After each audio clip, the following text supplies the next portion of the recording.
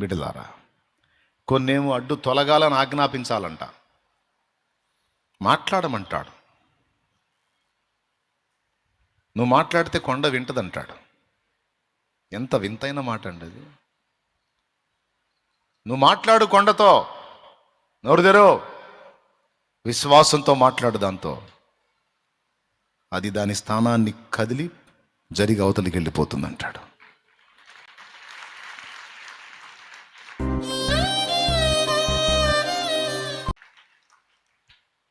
నువ్వు ఎన్ని రకాల ఒత్తిళ్లలో గుండా ప్రయాణం చేస్తున్నావు, సైతానుగాడే వచ్చి నీ త్రోవలు అడ్డు నిలబడ్డా, మనుషులే వచ్చి నీ త్రోవలు అడ్డు నిలబడ్డా, సమస్యల వలయమే వచ్చి నిన్ను చుట్టేసినా, నీ త్రోవకు అడ్డుగా నిలిచిన, మనస్సున సందేహింపక విశ్వాసాన్ని బట్టి దేవుని నామాన్నెత్తి దాన్ని గద్దించమన్నాడు, దాంతో మాట్లాడమన్నాడు. కొండతో మాట్లాడు, పోతుందన్నాడు. మనం కొండతో మాట్లాడంగానే కొండను గురించి మనుషులతో మాట్లాడుతాం. దేవుడు చెప్తున్నాడు, డైరెక్ట్గా కొండతోనే చెప్పే. కొండ అంటే ఏంది, మళ్ళీ రాళ్ళు రప్పలు ఉన్నదా? కాదు, సైతానుగాడు ఒక కొండ, సైతాను సంబంధులు ఒక కొండ, సైతానుగాడు కల్పించే సమస్యలు ఒక కొండ. ఇవే కదా ఇప్పుడు నేను గుల్ల చేస్తుంది. కొంతమందినేమో మనుషులు ఇబ్బంది పెడుతున్నారు. అప్పులు పాపం కొంతమందిని ఎంతగా అంటే, అప్పిచ్చినోడు కనపడితే పెద్ద కొండ కనపడ్డట్టే, అయిపోయాను రా బాబు అని నేను చెప్తున్నాను. అవన్నిటినీ కొంతమంది అంటారు, అప్పులు కొండల్లా పెరిగిపోయినాయి అయ్యా, తరిగేటట్టు కనపట్టలేదయ్యా అని. నేను చెప్తున్నా, రోజు నువ్వు మాట్లాడంతే మోకాళ్ళేసి, ప్రభుతో మాట్లాడు, కొండను ఆజ్ఞాపించు, ప్రభుతో మాట్లాడు, దారి తొలగమని కొండతో మాట్లాడు. పోయిది యేసునామాలు అడ్రస్ లేకుండా. మనస్సున సందేహం పెట్టుకోవద్దు, విశ్వాసంతో పలుకును అంతే. కొండలాంటి సమస్యలు నిన్ను, నీ కుటుంబాన్ని, నీ ఇంట వ్యక్తులని చుట్టుముట్టినేమో, వాళ్ళని శోధించి ఆ కొండలాంటి సమస్యలతో నువ్వు మాట్లాడు, వాటితో మాట్లాడు. అవి వెళ్ళిపోతాయి, విడుదల పొందుతారు వాళ్ళు, విడుదల పొంది తీరతారు వాళ్ళు యేసు నామములో. ఆమేన్. అదే వాళ్ళు డౌట్ పెట్టుకోవద్దు.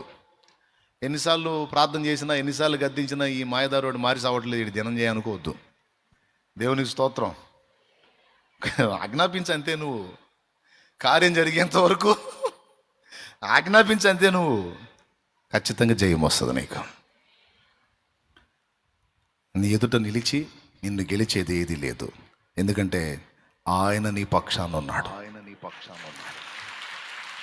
కానాను యాత్రలో యోర్దాను అలలచే కలత చెంది తినే, కానాను యాత్రలో యోర్దాను అలలచే కలత చెంది తినే, కాపరివైన నీవు దహించు అగ్నిగా నా ముందు నిలచితివే, కాపరివైన నీవు దహించు అగ్నిగా నా ముందు నడచితివే, నా జీవం నీ కృపలో దాచితివే, నా జీవిత కాలమంతా ప్రభువా నీవే నా ఆశ్రయం, నా ఆశ్రయం, నా జీవం నీ కృపలో దాచితివే.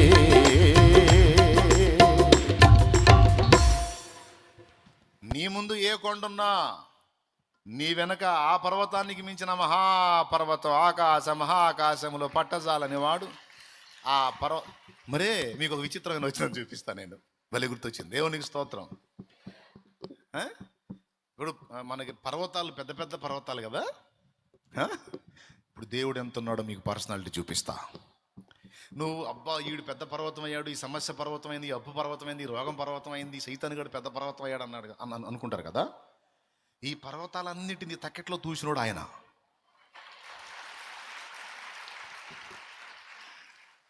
ఈ పర్వతాలన్నిటినీ తక్కెడ తెలుసా? తక్కెడ అంటే ఏంది? త్రాసు అంటే త్రాసుపాము కాదు.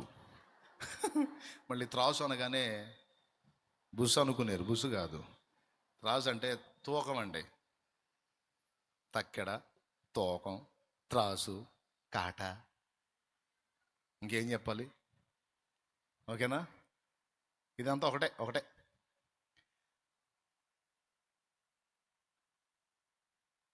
అసలు ఆయన మనకి పర్వతాలు ఆయనకి చేతుల్లోకి వస్తాయి.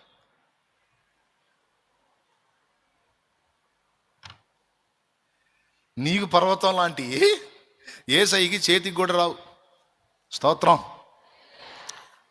ఎన్నపూస కొలుస్తారే, సేరు, సవా సేరు అన్నట్టు, పావు సేరు అని, అట్లుంటుంది ఆయనకి.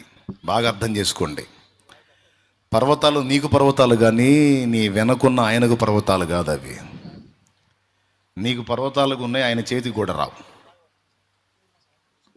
నేను చెప్పలా, యెషయా గ్రంథం 40వ అధ్యాయం 12వ వచనం చెప్పింది. పొడి సిటిలోన జలములను, యెషయా గ్రంథం 40:12, యెషయా 40:12. పొడి సిటిలోన జలములను కొలిచిన వాడితడు, పర్వతములను త్రాసులో తూచిన వాడితడు.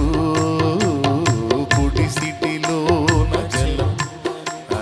కొలిచిన వాడితడు, పర్వతములను త్రాసులో తూచిన వాడితడు. శూన్యములోన జ్యోతులను నిలిపిన వాడితడు, శూన్యములోన జ్యోతులను నిలిపిన వాడితడు. పొల పాత్రలోన భూమిని కొలిచి పోసిన వాడితడు, పొల పాత్రలోన భూమిని పోసిన వాడితడు. జగతి పునాదులు వేయబడక ముందే, ఆకాశము చేయబడక ముందే, ఉన్న దేవుడు ఆది సంభూతుడు, ఉన్న దేవుడు ఆది సంభూతుడు. జగతి పునాదులు వేయబడక ముందే. దేవునికి మహిమ. నీ ముందు పర్వతం ఉంటే నీకు పర్వతం అయింది, దేవుడికి కూడా పర్వతం అయిద్దా? కొంచెం చెప్పండి. కొంచెం నీకు పర్వతం అయింది, దేవుడికి కూడా పర్వతం అయిద్దా? ప్రభా చూడనైనా ఎంత ఉందో అన్నువంటే, ఏంది ఇది, నేను చేతులతో తీస్తాలే, తీసి తక్కట్లో పెడతా. అంత పెద్ద చెయ్యి కలిగినోడు ఆయన. నీకు కొండలన్నీ ఆయనకు చిన్న రాళ్లతో కూడా ఈక్వల్ కాదు. అలాంటోడు నీ పక్కన ఉన్నాడు. నువ్వు నమ్మితే, తలకాయ నిండా తట్టడు అనుమానం పెట్టుకుంటే నేను చెప్పలేను, కానీ విశ్వాసం కలిగి నీ హృదయంలో సందేహం లేకుండా విశ్వసించగలిగితే జీవము గల దేవుడు నిరంతరం నీతోనే ఉన్నాడు. కొండలాంటి సమస్యలు అనుమతించేది ఆయనే. నీలో ఆయన ఆశించిన పరివర్తన కలిగినప్పుడు వాటిని తొలగించేది ఆయనే. తెలుసుకొని నడుచుకో. భయపడొద్దు, కృంగిపోవద్దు, కుమిలిపోవద్దు, దిగులు పడొద్దు, విచారపడొద్దు, విస్మయం అందొద్దు. విశ్వాసం ఉంచు చాలు. ఆమె మరి ఇప్పుడు మాట్లాడతారా? కొండతో మాట్లాడతారా? దడుచుకుంటారా? ఏమని మాట్లాడతారు?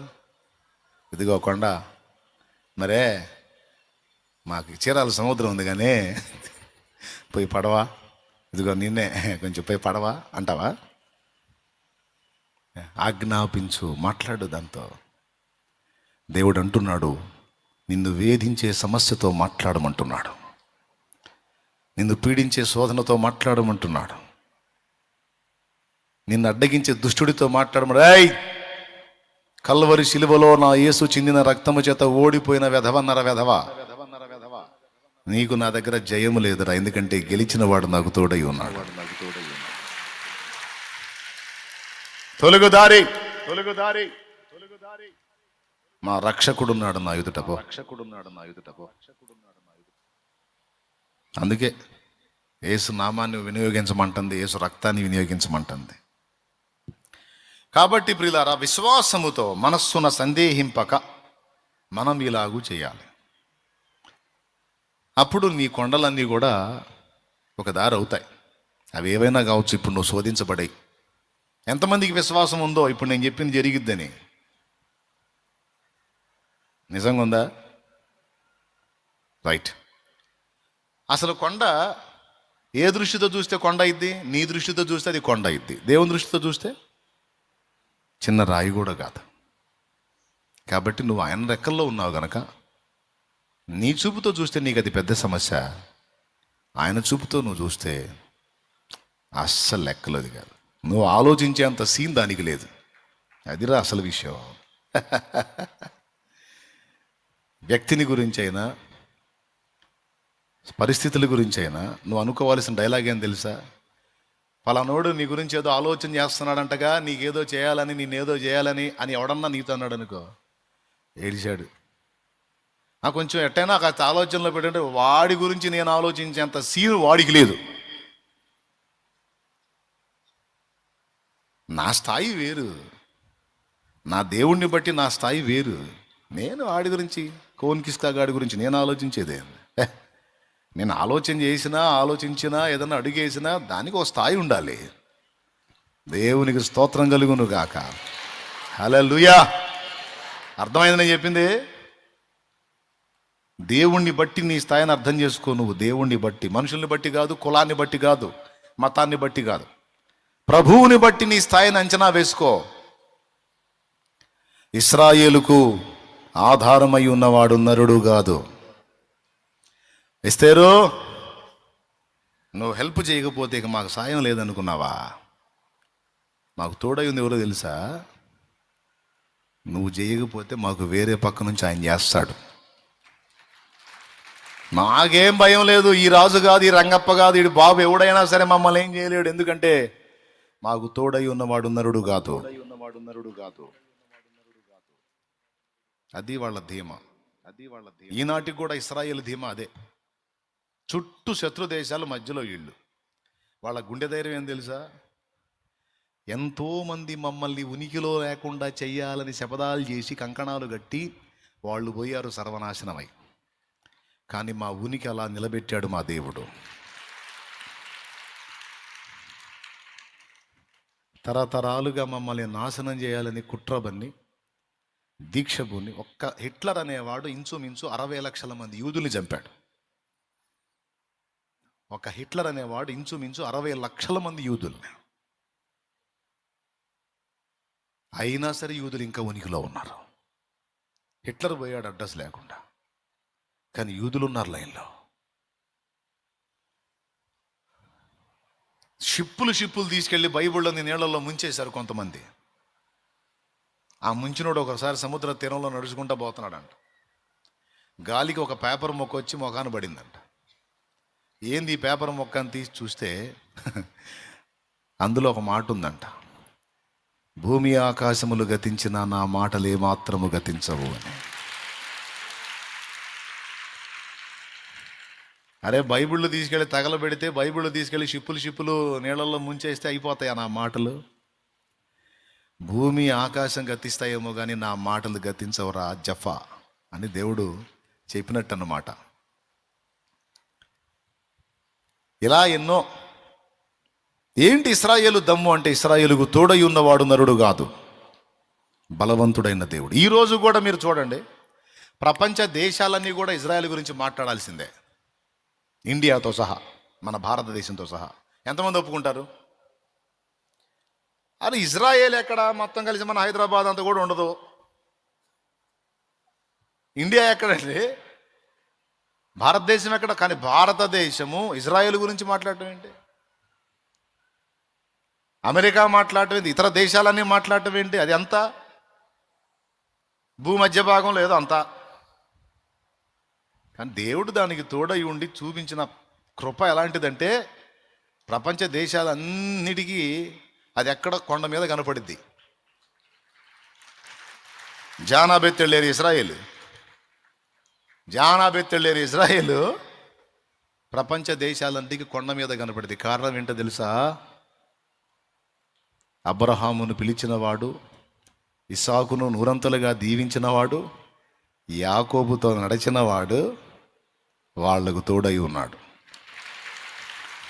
ఆశ్చర్యం ఏంటంటే వాళ్ళ కంటే ఎక్కువగా ఇప్పుడు యేసు అను నామమును ధరించి నీకు దగ్గరయ్యాడు. నీతో ఉన్నాడు ఆయన. వాళ్ళ కంటే ఎక్కువగా ఇప్పుడు నీకు అందుబాటులో ఉన్నాడు. రేపు రాకడలో కూడా ముందు నిన్నే ఎత్తుతాడు పైకి, తర్వాత వాళ్ళు. అది నీకు నాకు దక్కిన ఆధిక్యత క్రీస్తునందు. ఎంత సంతోషించాల్సిన విషయం. సరే, కాబట్టి ఇప్పుడు కొండలకి భయపడతారా? కొండలో భయపడతావు? కొండలకి ఎవ్వరూ భయపడాల్సిన అవసరం లేదు. అనుమతించిన దేవుడి అడ్డు లేకుండా తీసేస్తాడు. అయితే నువ్వు హృదయం ముందు విశ్వసించి నమ్మాలి. ఓకేనా? ఇప్పుడు 3వ పాయింట్ ఇక ముగిస్తున్నా. ఇప్పుడు మీ హృదయంలో సంతోషం, ముఖంలో ఆనందం పెళ్ళుబికి రావాలి. ఈ 3వ పాయింట్. ఇప్పుడు మనస్సు అని మాట్లాడా. ఏంటిది? ఇక్కడే ఉండాల్సిన రహస్యం అంతా. మనసులో నేనేమనుకుంటే ఏమయ్యా, నేను నోటితో పలుకుతా కొండ బావాలి అంటే కుదరదంట. నోటికి మనసుకి లింక్ వేశాడు. నువ్వేమన్నావో జరగదు, లోపల ఏమనుకున్నావో జరిగిద్ది. లోపల అనుకోవటం, నోటితో అంటూ రెండు ఈక్వల్ కావాలి. అంతే. కొంతమంది ప్రార్థన చేస్తారు, నా దగ్గరికి వచ్చి చేయించుకుంటారు కూడా. నేను ప్రభువా బిడ్డ చాలా కష్టాల్లో ఉంది నాయన, కష్టాల్లో ఉన్నాడు ప్రభువా కనికరించండి. అవునయ్యా, అయ్యా ప్రభువా దేవా, తండ్రి బిడ్డ బాగా బాధపడుతుంది నాయన, బాధపడుతున్నాడు ప్రభువా కనికరించు నాయన. నేను అవును తండ్రి దేవా. ఓకే, ఏడు తప్పులేదు.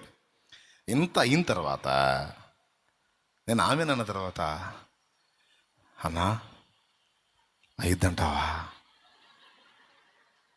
అంటారు. చూసా, నీ ఏడుపు నా ఏడుపు మొత్తం ఊడ్చుకొని పోయిద్ది. అప్పుడు దేవునికి స్తోత్రం. అది అనకూడదు. హృదయంలో ఏముండాలి తెలుసా? నేను ప్రార్థిస్తున్నాను, నాకు సహకారంగా నా దైవజనుడు ప్రార్థిస్తున్నాడు, అదిగో ఆయన నా మీద చేతులు ఉంచాడు, నేను నా తండ్రిని వేడుకున్నాను, నా పాపాలు ఒప్పుకున్నాను, యథార్థంగా దేవుని ముందు సరి చేసుకున్నాను, నా సమస్యని నా ప్రభువునందు విశ్వాసాన్ని బట్టి ఆజ్ఞాపించాను, పోయిద్ది. అది నాతో పాటు దైవజనుడు కూడా ఆజ్ఞాపించాడు. మీరు రోగులుగా నా ముందుకు వచ్చినప్పుడు నేనేమంటాను? చెయ్యి ఉంచి, ఏ బలహీనత ఏస్తున్నావు బిడ్డ విడా అంటాను. అంటే ఏమని? తొలిగమని, ఆ బిడ్డను వదిలి పొమ్మని నేను ఆజ్ఞాపిస్తా. నువ్వు కూడా విశ్వసించాలి. అప్పుడు అది ఎంత సమస్య అయినా సైడ్ అయిపోయింది. దేవునికి స్తోత్రం కలుగును కాక. ఎందుకంటే నీ సమస్యకి చెవులు ఉన్నాయి,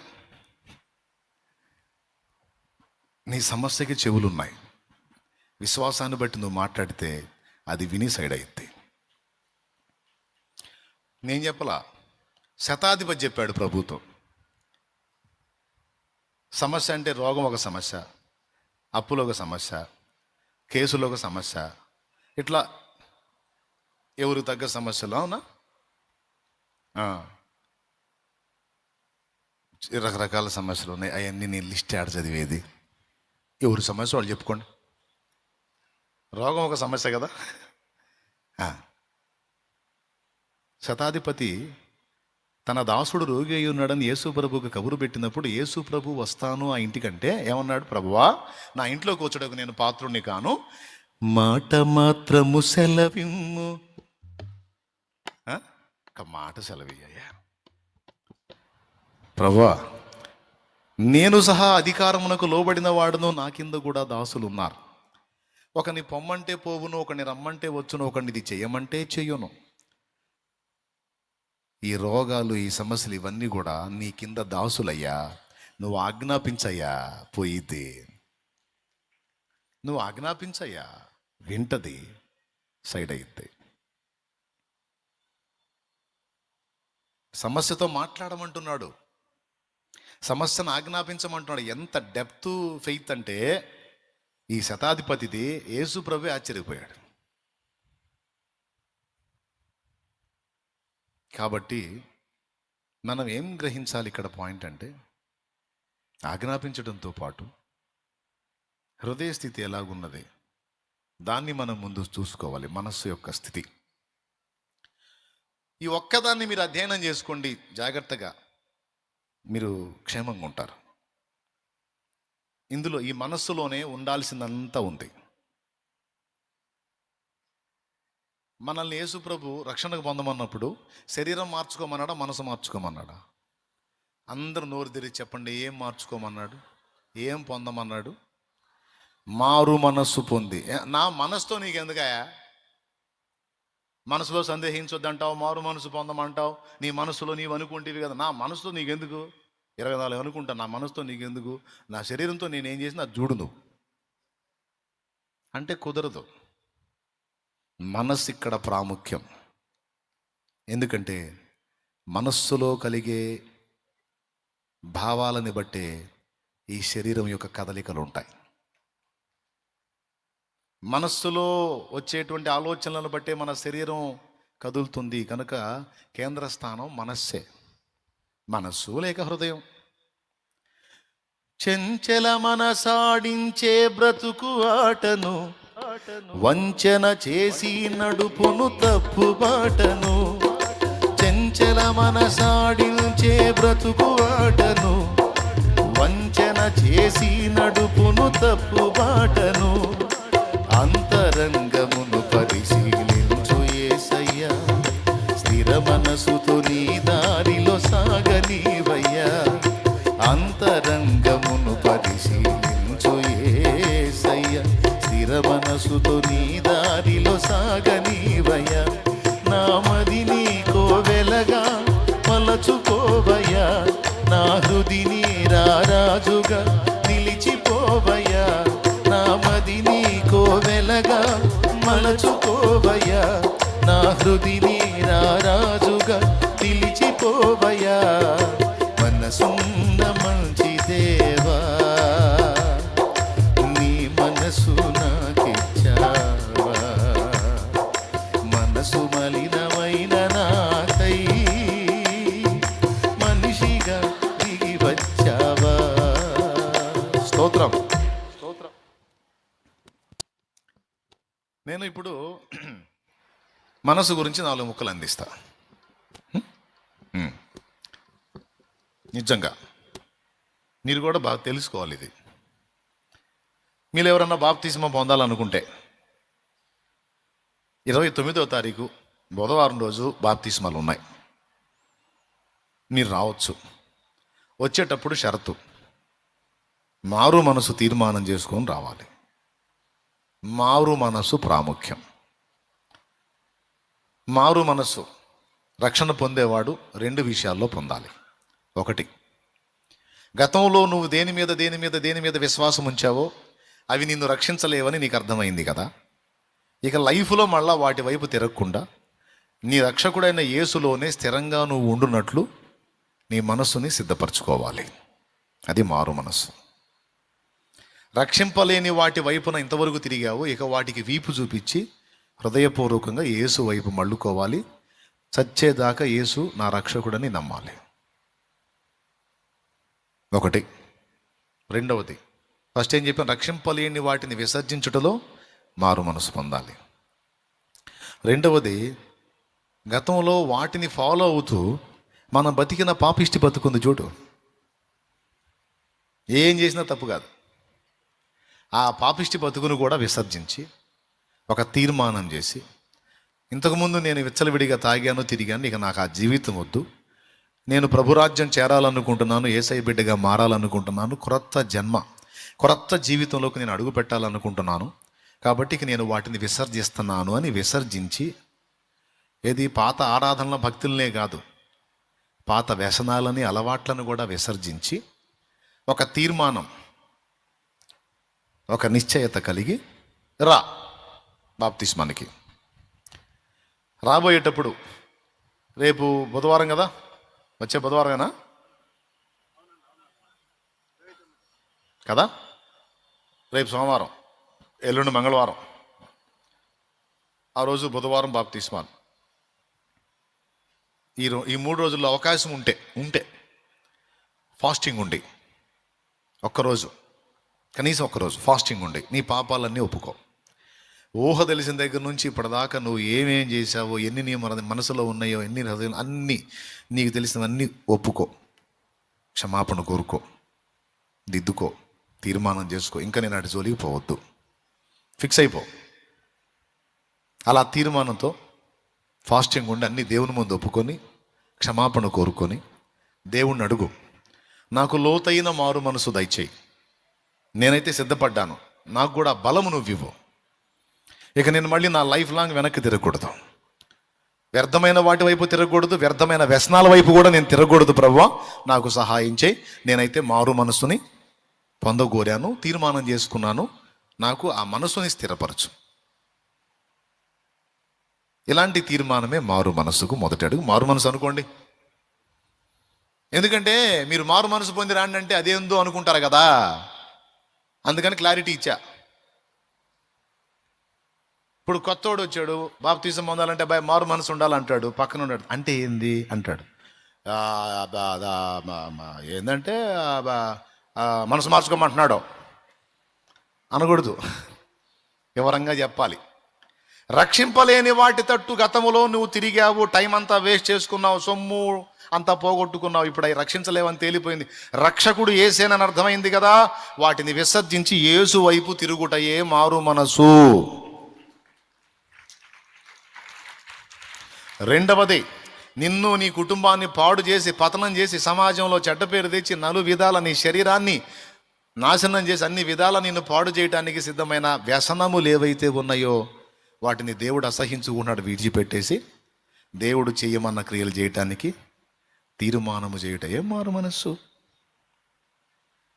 సింపుల్ ఆన్సర్. ఎంతమందికి అర్థమైంది అయ్యలారా, అమ్మలారా? అర్థమైందా? కొంతమంది చేతులు ఎత్తట్లా. రైట్, అందరికి అర్థమయ్యేటట్టు చెప్పా. కాబట్టి 29న ఉన్నాయి. అక్కడ కీలకం ఏంటంటే మారు మనసు. మారు మనసు పొందకుండా, పాపాలు ఒప్పుకొని సరి చేసుకొని మారు మనసు పొంది రక్షణ పొందకుండా మనం పరలోక రాజ్యం చేరం. పరలోక రాజ్యం చేరాలి, ప్రభుతో యుగయుగాలు ఉండాలి అంటే, నిత్య నరకం తప్పించుకోవాలి అంటే నేను చెప్పిన మారు మనసు పొంది పాపాలన్నీ కడగబడి నిమిత్తం బాప్తిస్మం పొంది సిద్ధపడాలి. ఎందుకంటే రాకడ దినములు బహు సమీపమయ్యాయి. అర్థమైందా? ఇక యేసయ్య రాకడ ఎంతో దూరం లేదు, చాలా దగ్గరకు వచ్చింది. కనుక అంతటా అందరూ సిద్ధపడి మారు మనసు పొంది రక్షణ పొందాలి. ఇక్కడ కీలకం ఏదని చెప్పాను? మారు మనసా, నీళ్ళలో మునగటమా? అకాయ్, నీళ్ళలో 100 సార్లైనా మునగొచ్చు, అన్యులు కూడా మునుగుతారు, కానీ మారరు. ఓ పెద్ద ఆవిడ కాశీకి పోయి వచ్చిందంట. కాశీకి పోయిన వాళ్ళు తీర్మానం చేసుకొని వస్తారు, ఏదో ఒక వేసం. తాగుబోతుడు పోయాడు అనుకో, ఇక నుంచి నేను మందు తాగను. తిరుగుబోతుడు పోయాడు అనుకో, ఇక నుంచి నేను వ్యభిచారం చేయను అని ఏదో తీర్మానం చేసుకొని వస్తారంట. కాశీకి పోయినప్పుడు ఏదన్నా వదిలిపెట్టాలా. వదిలిపెట్టాలా? వ్యసనాలు ఏమన్నా ఉంటే వదిలిపెట్టాలా, దొరలవాట్లు ఉంటే వదిలిపెట్టాలా. పేకాటోడు పోయాడు అనుకో, ఇక నుంచి నేను పేకాట ఆడినాను తీర్మానం చేసి రా. అట్లా ఈ పెద్దవాడ కాశీకి పోయి వచ్చింది. ఎవరో వచ్చి అడిగారు, ఏ పెద్దమ్మ కాశీకి పోయా ఉంటగా, ప్రయాణం బాగా అయిందండి. బాగా అయింది నాయన, చాలా బాగా జరిగింది. అంతా కులాస అయినా, బాగా కులాసగానే ఉన్నాం బాబు. సరే కానీ కాశీ పోయానికి ఏం వదిలిపెట్టొచ్చావు, ఏం వదిలేసావు అన్నారు. ఏముంది నాయన, నా దగ్గర వేరే ఏమున్నాయి, కాస్త కోపం ఉంది, ఆ కోపాన్ని వదిలేశాను బాబు అందట. ఏంటి కోపం? ఓ కోపాన్ని వదిలేసావు, మరి అదే కదా నాయన నా దగ్గర ఉన్న బలహీనత, అది వదిలేశాను నాయన. మంచి సంతోషం. కాసేపటికి ఇంకొకటి వచ్చి అడిగాడు, ఏం బామ్మ కాశీ పోయే ఉంటగా, ఏం వదిలేవు అన్నాడు. ఏముంది నాయన, కోపం వదిలేశాను అంది. అట్ట 5-6 తగిలారు. మరి నువ్వు ప్రయాణం చేసి వస్తేవి, మరి వచ్చినోడు అడుగుతాడు, మరి ఏం అడగాలి? ఏదో ఒకటి మాట కలుపుకోవటం కోసం అడుగుతారు. ఒకడికి చెప్పింది, 2కి చెప్పింది, 3కి చెప్పింది, 4కి చెప్పింది. మనిషికి ఫీలింగ్ మారుతుంది. మొదటికి కోపం మానేశాను నాయన, కోపం వదిలేశాను, చిద్దిలాసంగా అంది. తర్వాత వచ్చాడు, ఏముంది నాయన కోపం మానేశాను నాయన. 3వాడు వచ్చాడు, కోపం మానేశాను నాయన. 4వాడు వచ్చాడు, కోపం మానేశాను ఆయన, కోపం వదిలేశాను. ఐదవడు వచ్చాడు. నేనేం వదిలేస్తే వీడికి ఎందుకు, వచ్చినోడల్లా ఇదే అడుగుతారు ఏంది అని కోపం మానేశాను ఆయన, కోపడదలుచుకోలేదు అని. ఆరో ఓడు ఏడో ఓడి దగ్గర పోయేసరికి ఎర్రి కేకేసిందంట. వచ్చినోడల్లా ఏం వదిలేసా అని మీ ధ్యానం చేయ ఎవడురా మీరు, ఇంక రెండో ప్రశ్న లేదా? నేను ఏ వదిలితే నీకెందుకు, ఏ వదలకపోతే నీకెందుకు, వెధవలని కోపం వదిలేసా నేను ఎన్నిసార్లు చెప్పాలరా అని కోపంతో చెప్పిందంట.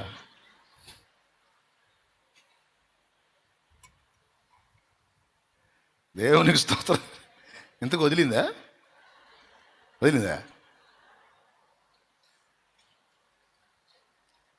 పాస్టర్ గారు ఒక పెద్ద ఆయనకి బాప్తీసం ఇచ్చాడు వెనకటి రోజుల్లో. సిగరెట్లు బీడీల కంటే ముందేమున్నాయి? చుట్టలు. ఈయన నీళ్ళల్లో ముంచాడు, చుట్టలు పైకి లేచినాయి. ఏమయ్యా నిన్ను మారు మనసు పొంది రమ్మన్నాను కదా, ఏంది చుట్టలు అన్నాడు పాస్టర్ గారు. ఆ పైకి లేచినోడుతో, నీళ్ళలో మునిగి పైకి లేచినోడుతో, ఎవరు ఏంది అన్నాడు. ఏంది చుట్టలేంది, ఇదేనా మారు మనసు పొందటం అంటే భలే పని, నా ఎందుకైతే అన్నాడు. నీళ్ళల్లో ఉంది పాస్టర్ గారు అని ఇతనే. మరి అయ్యో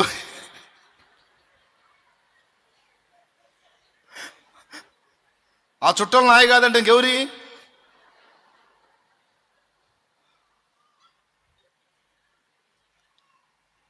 మామూలు వ్యవహారం ఇది.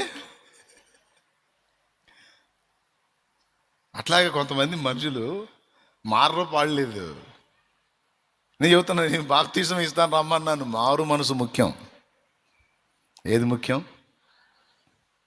మనస్సు మారి నూతన మగుట వలన రూపాంతరము పొందుడి అన్నాడు.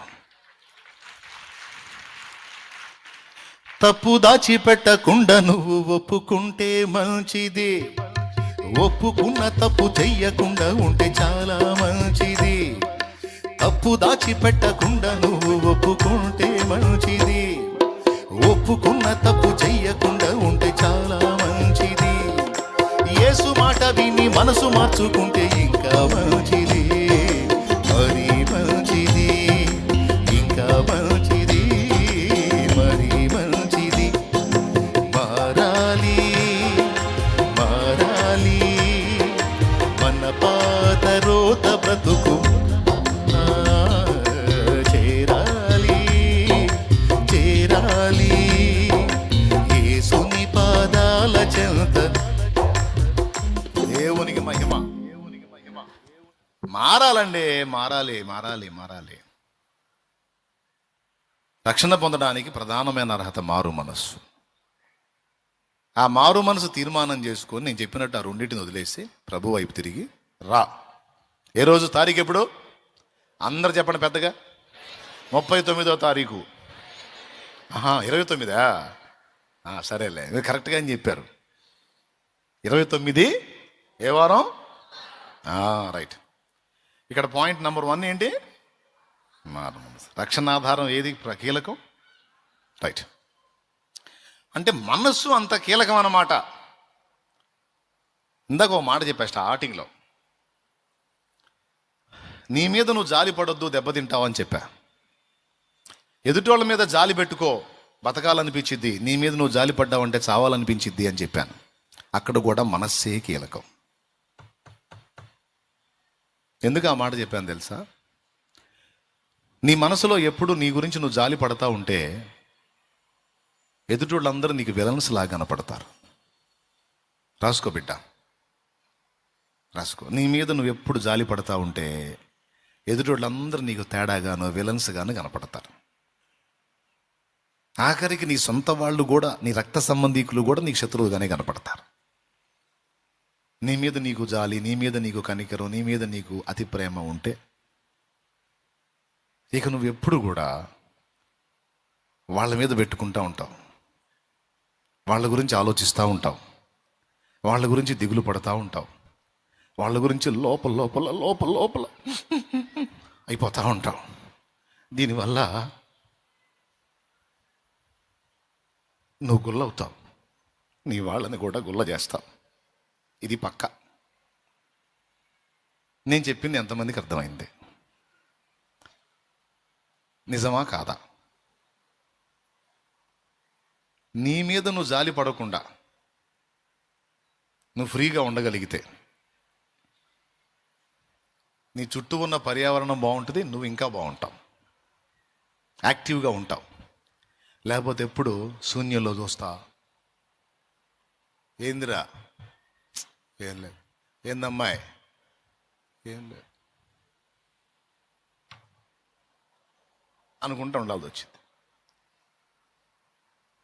నువ్వు ఎందుకు ఏడుస్తావో, ఎందుకు రోగి అవుతావో, ఎందుకు చావుకు దగ్గర అవుతావో నీకే తెలియదు. ఒకటే నేను చెప్తున్నా ఈరోజు, నీ మీద నువ్వు జాలి పడటమే నీకు ప్రమాదం. అందరు నోరు తెరిచి చెప్పండి. నీ మీద నువ్వు జాలి పట్టమే నాకెళ్ళి చూసి నాతో అంటున్నారు. మీ తెలివి చల్లంగా ఉండా, మీకెళ్ళి చూసి మీరు అనుకోండి, చెప్పండి. నా మీద నేను జాలి పడటమే ప్రమాదం, అది. అంతేగాని నాకెళ్ళి నీ మీద నువ్వు జాలి పడద్దు. జాలి పడ్డనాడు ఎవరెవరు చేసిన ఎవరెవరు అన్నవి అన్నీ గుర్తొస్తాయి నీకు. గుర్తొచ్చి కుమిలిపోయి ఏడుస్తూ తిండి మానేసి నిద్ర మానేసి ఆలోచిస్తూ రోగి అవుతావు. నేను ప్రధానంగా చెప్పా కదా, గుండె సమస్య వచ్చింది. ఎందుకంటే కళ్ళల్లో కన్నీళ్లు రావాలంటే గుండెలో కదలిక ఏర్పడాలట. సైన్స్ ప్రకారం చూసిన అదే.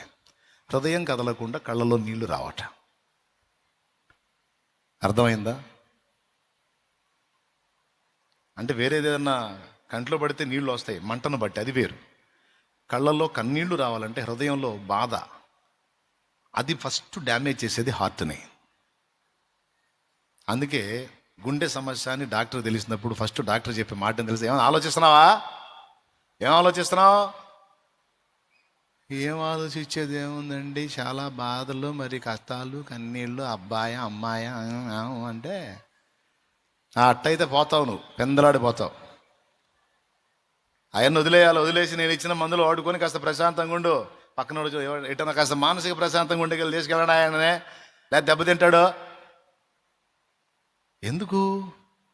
మనసులో జరిగినటువంటి ప్రెజర్, ఏదో మనసులో కలిగినటువంటి సమస్య ఫలితం శరీరం మీద పడుతుంది. అందుకే మనసు మార్చుకోమన్నాడు. మనసులో మార్పు కలిగితే శరీరం పాపం చేయదు. మనసు మారలేదనుకో, శరీరం మళ్ళా పాపానికి మనసే తీసుకెళ్ళిద్ది. ఒక్కొక్కడు సినిమా వాడు కూడా పాడతాడు చూడు, నా మనసు నా దగ్గర లేదు, నీ చుట్టే తిరుగుతుంది, అందుకే నేను ఎప్పుడు వినలేదా మీరు పాటలు? ఓ అమ్మ, మనకు తెలియని పాటలా? ఆ పాటలన్నీ చూసా మనసు చుట్టే ఉంటాయి. అంటే మనం ఏదో ఏముందిలే అని కొట్టేస్తాం. కానీ కాదు కాదు కాదు కాదు మనస్సులో జరిగే మార్పులు మన బాడీని గదిలిస్తాయి. ఇంకోటి కూడా చెప్తాను, నేను గతంలో చెప్పే మళ్ళీ చెబుతా. నువ్వు అడుగులు వేస్తా ఉన్నావు, బస్సు మని పడగెత్తి తాజుబాన్ ఎదురు నిలబడింది. నీ ఎదురు నిలబడింది, బుసగొట్ల పడగెత్తి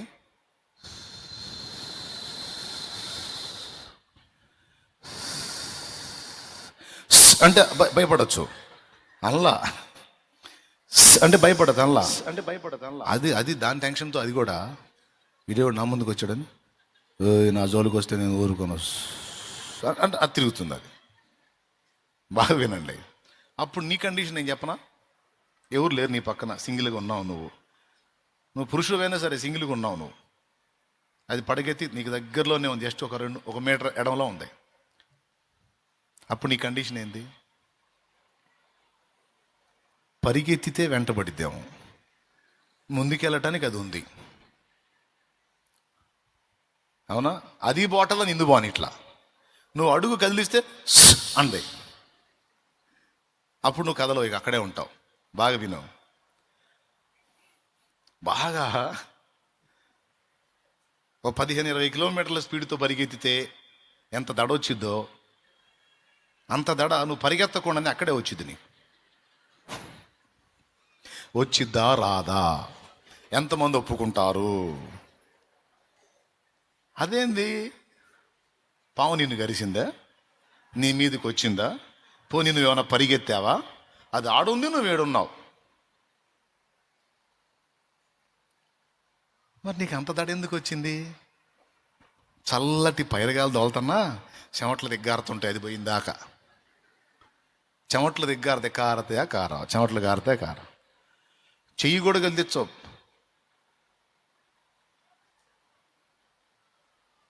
ఎందుకు? ఏం కలిగినా అది బుస్ అంటుంది. బిగసకపోయి, అరే నువ్వు ఉన్న దగ్గరే ఉన్నావు, కానీ నీ గుండె వేగం పెరిగిపోయింది, నీ బీపీ లెవెల్స్ అబ్నార్మల్ అయిపోయినాయి, నీ హార్ట్ బీట్ మారిపోయింది, నీ బాడీ అంతా కూడా చెమటలు కక్కుతుంది. ఇదే ప్లేసులో ఒక కళ్ళు లేనివాడు ఉన్నాడు అనుకో. నువ్వు పొందిన ఈ రియాక్షన్స్ అన్నీ వానికి వస్తాయా? తేడా ఏంది? నీ కళ్ళు ఉన్నాయి, చూసావు, దాన్ని బట్టి ఒక భయం అనేది నీ మనసులో స్టార్ట్ అయింది. ఎందుకంటే చిన్నప్పటి నుంచి విన్నావు కదా, పావం గరిసి చచ్చిపోయారంట, పావం గరిసిపోయారంట, ఆ పావం గరిస్తే మామూలుగా ఉండదు, వెంటనే ఎక్కిద్ది. ఏ పావం గరిసినా వెంటనే ప్రాణం పోదని టైం ఉంటుంది దానికి. కొన్ని చిన్న చిన్న విషయాలు ఉన్నాయి, చేస్తే ప్రాబ్లం ఉండదు. అంతెందుకు రైతాంగానికి చెప్తున్నా, రబ్బర్ బూట్లు ఉన్నాయి, మోకాలు దాకా వస్తాయి, వేసుకోండి. ఇతర దేశాల వాళ్ళని చూడండి, ఎండ దెబ్బ తగలకుండా టోపీ పెట్టుకుంటారు, చేతులు గ్లౌజులు వేసుకుంటారు. వ్యవసాయం చేసేటప్పుడు పురుగు మందు పట్టుకున్నా ఏం చేసినా కనీసం గడ్డి కోసేటప్పుడు కూడా గ్లౌజులు వాడతారు వాళ్ళు. మన వాళ్ళకి ఏంటంటే అవన్నీ పెట్టుకొని యాడ్ చేస్తాం అని కొంచెం ఒళ్ళు బోరు వ్యవహారం చేస్తారు. అది వచ్చింది. అవి పెద్ద ఖరీదు కావు, గ్లౌజులు ఖరీదు కావు. ఏదన్నా పురుగు ముట్టినా కూడా ఇబ్బంది ఉండదు, అది దాని మీద పడిదిగా నీ మీద పడదు. బూట్ కాలు, రబ్బర్ బూటు చాలా చీప్గా వచ్చింది, వేసుకో, సంవత్సరాలు వస్తాయి. ఒక్క జత కొనుక్కున్నామంటే అసలు గొడవే ఉండదు. కానీ మన వాళ్ళు ఏడ ఇండ్రగా. సరే పాము కరిసిందండి అంటే టైం పట్టిద్ది, వెంటనే ప్రాణం పోదు. కానీ చిన్నప్పటి నుంచి విన్నాగా, అట్ట కరిసిందులో చచ్చిపోయాడు, కరిసింది పోయాడు, కరిసింది పోయాడు, కరిసింది. ఇక అది కరవగానే ముందు వచ్చే డౌట్ ఏంది? కరిసినప్పుడు ఇప్పుడు నేను పోవాలి కదా, ఇప్పుడు బాడీకి విషం ఎక్కిద్ది కదా. ఏం లేదండి, అవకాశం ఉంటుంది. విషసహిత పాములు గరిసినా కూడా కొంత టైం ఉంటుంది బతకడానికి, క్షణాల్లో చనిపోరు, టైం ఉంటుంది. కానీ మనం చిన్నప్పటి నుంచి విన్నాం పాము ఎంత డేంజర్ అనేది, దాని విషం ఎంత డేంజర్ అనేది. అదంతా మన బ్రెయిన్లో స్టోరేజ్ అయి ఉంది, మన మనస్సులో. ఎక్కడుంది? అందరు చెప్పండి, ఎక్కడుంది? రైట్, మనసులో గూడు కట్టుకుంది. ఆ గూడు కట్టుకున్న ఆలోచనలన్నీ ఒక్కసారిగా బయటికి వచ్చి, పాము నిన్ను గర్వలా పాడలేదు, అక్కడే ఉంది, అది అక్కడే ఉంది, దాని ప్రాణం కోసం అది ఉంది. ఈ నన్ను ఏం చేస్తాడో అని, నీ ప్రాణం కోసం నువ్వు ఉన్నావు. పాముకి దాడే, నీకు దాడే. కానీ నీ బాడీలో ఎన్ని మార్పులు వచ్చినాయి ఒక్కసారి ఊహించు. చాలా వేగంతో పరిగెత్తిన వాడికి గుండె కొట్టుకున్నట్టు నీ గుండె కొట్టుకుంది. అదే వేగంతో పరిగెత్తిన వాడికి చెమటలు పట్టినట్టు నీ చెమటలు పట్టినాయి. కళ్ళు బయర్లు గమ్మటం, తిరగటం, నీరసం రావటం, లో బీపీ అన్నీ వస్తాయి అక్కడ. ఎందుకు ఇలాంటి మార్పు ఎలా వచ్చింది? అదే సన్నివేశం కళ్ళు లేనివాడికి ఎదురైతే వాడికి ఎందుకు రాలేదంటే, నేత్రాలు లేవు కనుక పామును చూడలేడు. పామును చూడకపోతే టెన్షనే లేదు. అంటే టెన్షన్ తెప్పించింది ఏంది? కళ్ళు చూసినాయి, బ్రెయిన్ తనలో ఉన్న ఆలోచనలన్నీ ఓపెన్ చేసింది, మనసులో ఒక ఆందోళన కలిగింది, మనసులో కలిగిన ఆందోళన బాడీ మీదకి వచ్చింది. ఒక్క పాము విషయంలోనే కాదు, రోగం విషయంలోనైనా, దేని విషయంలోనైనా, సమస్యల విషయంలోనైనా నీ మనసులో ఒత్తిడి ఎదురైనప్పుడు అది నీ బాడీ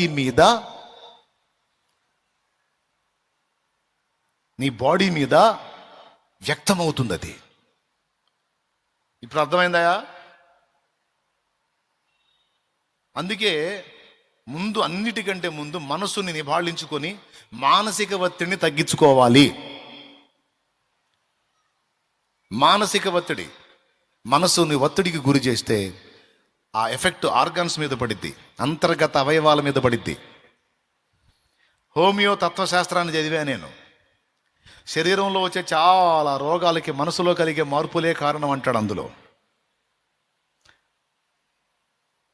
శరీరంలో కలిగే చాలా రోగాలకి మనస్సులోనే ఉంది సమస్య.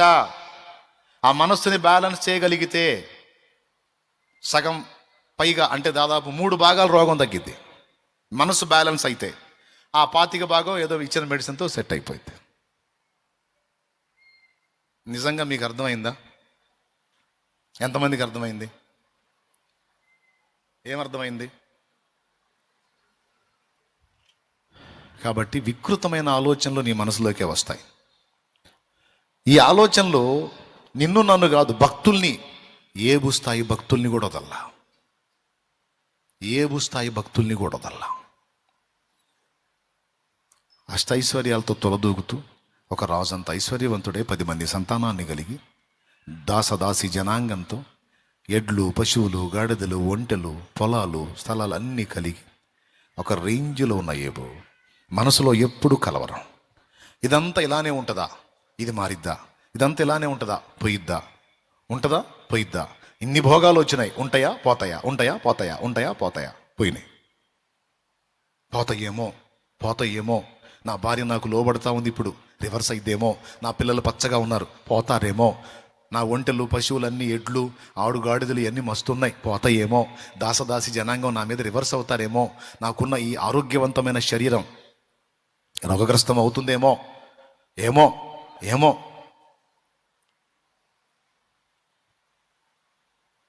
కొంతమంది ఇందులోనే బతుకుతారంటే ఏమైద్దో ఆ రోజు దాకా ఆగరు. ఆ రోజు రాకముందే ముందుగానే ఆలోచన చేస్తూ ఉంటారు, మానసిక ఒత్తిడికి గురవుతూ ఉంటారు. చివరికి ఏం జరిగిందో తెలుసా? ఏబు గ్రంథము 3:25లో ఏది వచ్చునని నేను బహుగా భయపడితినో అది నాకు సంభవించుచున్నది, నాకు భీతి పుట్టించినదే నా మీదికి వచ్చుచున్నదన్నాడు. ఏబు గారిని అడుగుదాం, ఏమయ్యా, ఇన్నాళ్ళు కాపాడినవాడు, ఇన్ని ఇచ్చినవాడు, ఇక ముందు కాపాడ్డా? ఇచ్చిన వాటిని స్థిరపరచడా? ఇవన్నీ పోతాయని ఎందుకు నీకు మనసులో సందేహం కలిగింది? నీ మనసులో అలాంటి ఆలోచన ఎందుకు కలిగింది? సో నీ మనసులో ఏదైతే కలిగిందో అదే జరిగింది. మీకు వందనాలమ్మా, మీకు అందరికి వందనాలు. ఒక్కసారి ఇది లేపండాయా? ఎందుకు నేను వందనాలు చెప్పాను ఇప్పుడు మీకు అర్థం కాలేదా? దయచేసి మీ మనసులో అట్లాంటి చెత్త ఆలోచనలు పెట్టుకోవద్దని వందనాలు చెప్పా. దేవునికి స్తోత్రం కలుగును గాక. ఎందుకు చెప్పా వందనాలు? అట్లాంటి చెత్త పనికిమాలిన ఆలోచనలు పెట్టుకోవద్దు. మరి ఏం పెట్టుకోవాలి? కాపాడినావు ఇంతకాలము, కాపాడెదవు ఇక ముందు కాలము. కాపాడినావు, కాపాడెదవు ఇక ముందు కాలము.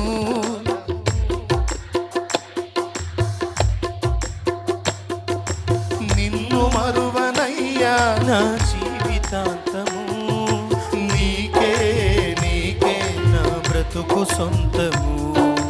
నీకే నా బ్రతుకు సొంతము. చాలు.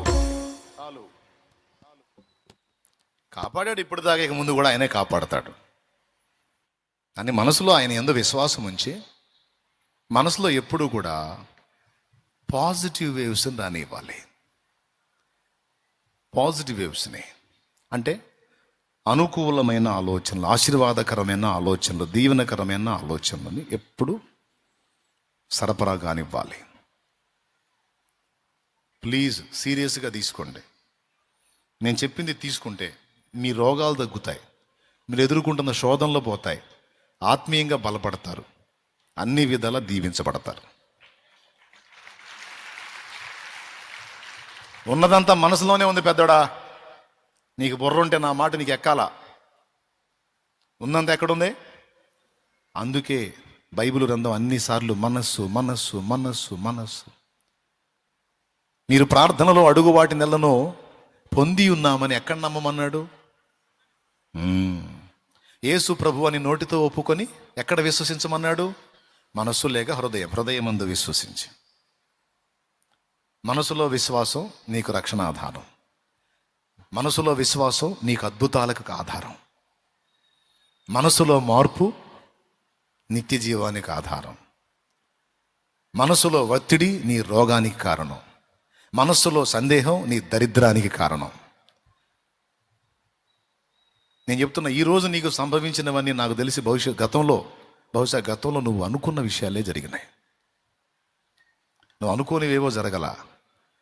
నీ మనస్సులో, నీ లోపలి పొరల్లో ఎప్పుడో ఏదో ఊహించావు నువ్వు, అదే జరిగింది. తర్వాత ఇప్పుడు ఆడేలాగే వాడుతున్నావు, నేను అనుకున్నట్టే జరిగిందని. నేను అనుకున్నట్టే దేవుడు అంటాడు, ఎందుకు అనుకున్నావు అట్ట అంటాడు. అట్ట ఎందుకు అనుకున్నావు అంటే, ఎందుకో నాకు అట్ట అనిపించింది. అట్ట అనిపిస్తే అట్టే అయిద్ది, ఇక అనిపించొద్దు అట్ట, అనుకోవాకట్ట. ఏమండి, అర్థమైందా మీకు? ఇంక అనుకోవాకండి. దిక్కుమాలిన ఆలోచనలు, దరిద్రపు ఆలోచనలు రానివ్వకండి. వచ్చినాయా, అయిందే. నేను చెప్తున్నా, నీ మనసులో కలిగే ఆలోచనలో ఎంత వింతో చూడండి. ఇది నీ బాడీనే కాదు, నీ చుట్టుపక్కల ఉన్న వ్యక్తుల్ని, పరిస్థితుల్ని కూడా ప్రభావితం చేస్తాయంటే ఎంత భయంకరమైన విషయం అండి ఇది. నీ మనసులో కలిగే ఆలోచనలు నీ బాడీనే కాదు, నీ చుట్టుపక్కల ఉన్న వ్యక్తుల్ని, పరిస్థితుల్ని కూడా ప్రభావితం చేస్తాయంటే నమ్ముతావా? ఏబు పిల్లలు ఎందుకు చచ్చిపోయారు? వాళ్ళ ఆలోచనలు బట్టి చచ్చిపోయారా, ఏబు ఆలోచనలు బట్టి చచ్చిపోయారా? అంటే ఇతని ఆలోచనలు ఎటు తగిలినాయి, ఎవరినిగా చేసినాయి? రాసుకో అక్కాయి, రాసుకో, గుర్తుపెట్టుకునే సీన్ నీకు ఉండదు కానీ రాసుకోండి, అందరు రాసుకోండి. ఎంత కీలకమైన విషయమో ఇది. ఒంటెలకి పశువులకి అసలు ఏమన్నా సంబంధం ఉందా? కానీ ఏబు ఆలోచనలు, ఏబు మనసులో కలిగిన అనుమానాలు, ఆలోచనలు పశువుల్ని కూడా ప్రభావితం చేశాయి. చుట్టూ ఉన్న దాసదాసి జనాంగాల్ని ప్రభావితం చేశాయి. ఇప్పటిదాకా మనం అనుకుంటున్నాం ఏంటంటే, మన మనసులో కలిగే ఆలోచనలు మన బాడీని మాత్రమే డ్యామేజ్ చేస్తాయి అనుకుంటున్నాం. కానీ మనకు వెలపట్టున్నటువంటి వ్యక్తుల్ని కూడా మన ఆలోచనలు ప్రభావితం చేస్తాయి అనేది బైబిల్ చెప్తున్న సత్యం. నీ ఫ్యామిలీలో కొంతమంది కుటుంబ సభ్యులు ఉన్నారు తమ్ముడు, నువ్వు భక్తిపరుడుగా ఉన్నావు, దేవుని సంబంధిగా ఉన్నావు, లేదా కుటుంబ భారం కలిగి ఉన్నావు, వాళ్ళ గురించి నువ్వు చేసే ఆలోచనలు వాళ్ళని కూడా డ్యామేజ్ చేస్తాయి. అదే నువ్వు వాళ్ళ గురించి ఆశీర్వాదకరమైన ఆలోచనలు కలిగి ఉన్నావు అనుకో, ఆశ్చర్యంగా వాళ్ళు అదే రూట్కి వస్తారు. నీ ఆలోచనలు నిన్నే కాదు, నీ చుట్టుపక్కల ఉన్న వ్యక్తుల్ని, వాతావరణాన్ని, పరిస్థితుల్ని నెగిటివ్గానైనా మార్చగలవు, పాజిటివ్గానైనా మార్చగలవు. వింతగా ఉంది కదా? అబద్ధాలు ఆడుకుని చెప్పండి, అర్థమైందా మీకు నేను చెప్పింది? ఎంతమందికి అర్థమైందో చేతులు ఎత్తండి, దించండి. మీరేమనుకోవద్దు, మళ్ళీ చెప్తా. అర్థం కాలేదు అన్నోళ్ళు చేతులు ఎత్తండి. రైట్, మళ్ళీ చెప్తా విను. ఒక్కళ్ళకి అర్థం కాకపోయినా సరే మొత్తం చెప్తా నేను. అంటే ఇప్పుడు మొత్తం ప్రసంగం అంతా కాదు, ఇప్పుడు నేను చెప్పిన పాయింట్ చెప్తా. ఏబు తన మనసులో ఆలోచించుకున్నాడు. ఏబు ఆలోచనలకి పిల్లలకి ఏమన్నా సంబంధం ఉందా? ఏబు హృదయంలో పర్సనల్గా వచ్చింది, ఏబు మనసులో పర్సనల్గా వచ్చిన ఆలోచనలు ఏమని? పిల్లలు బాగున్నారు, పిల్లలకి ఏమన్నా అయిద్దేమో. ఒంటెలు పశువులన్నీ బాగున్నాయి ఇప్పటి వరకు, ఇవన్నీ పోతాయేమో. నా పిల్లలందరూ పచ్చగా ఉన్నారు, నా పిల్లలు చనిపోతారేమో. నా భార్య నాకెంతో విధేయతగా ఉంది, రివర్స్ అయిద్దేమో. నా శరీరం ఎంతో ఆరోగ్యంగా ఉంది, రోగగ్రస్తం అయిద్దేమో. ఈ ఆలోచనలు నోటితో అంటాడా, మనసులో కలుగుతాయా? మనసులో తరచుగా వస్తున్నాయి. మన మనస్సులో కలిగే ఆలోచనలో పాము నా ముందుంది, కరిస్తే విషం ఎక్కి సస్తాను అనే ఆలోచన గుండె దాడ పెంచింది, చెమట పట్టించింది, ఆయాసాన్ని తెప్పించింది. అంటే ఒక మనసులో కలిగే ఆలోచన మన బాడీని ప్రభావితం చేస్తుంది అన్నది అర్థమైందా? అదేవిధంగా మనసులో కలిగే ఆలోచన మన చుట్టూ ఉన్న పర్యావరణాన్ని కూడా ప్రభావితం చేస్తుంది. అంటానికి ఏబు లైఫే ఒక సాక్ష్యం. ఏబు మనసులో కలిగిన ఆలోచనలు ఏబునే డ్యామేజ్ చేయాల. ఏబు పిల్లల్ని, ఏబు పశువుల్ని, ఏబు దాసదాసీలని, ఏబు భార్యను కూడా డ్యామేజ్ చేసినాయి. ఏబు ఆలోచనలకు వాళ్ళకి ఏమైనా సంబంధం ఉందా? ఇప్పుడు ఏబు పిల్లలు చచ్చిపోవడానికి ఏబు పిల్లల కారణమా? వాళ్ళు కూడా అట్ట అనుకున్నారా? మేమందరం బాగున్నాం, పుట్టుకుని చస్తామేమో, మేమందరం చస్తామేమో అని వాళ్ళ నాన్నలాగా ఈ పిల్లలు కూడా అనుకున్నారా? ఏం లేవు. వాళ్ళు డైలీ ఒకళ్ళ ఇంట్లో ఫంక్షన్ పెట్టుకొని వాళ్ళు హ్యాపీగా తింటున్నారు, ప్రశాంతంగా ఎంజాయ్గా నవ్వుకుంటున్నారు, ఆనందంగా ఉన్నారు. కానీ వీళ్ళందరి గురించి ఆలోచించిన ఒకే ఒక్క వ్యక్తి ఎవరు? ఈ ఒక్కడి ఆలోచనలు ఎంతమందిని ఎఫెక్ట్ చేసినాయి చూడు. సోదరి, నీ ఆలోచనలు నీకు తెలియకుండా నీ ఇంటి వారిని, నీ చుట్టూ ఉన్న పర్యావరణాన్ని కూడా ప్రభావితం చేస్తాయి. అందుకే దీన్ని రాసుకోమన్నాను.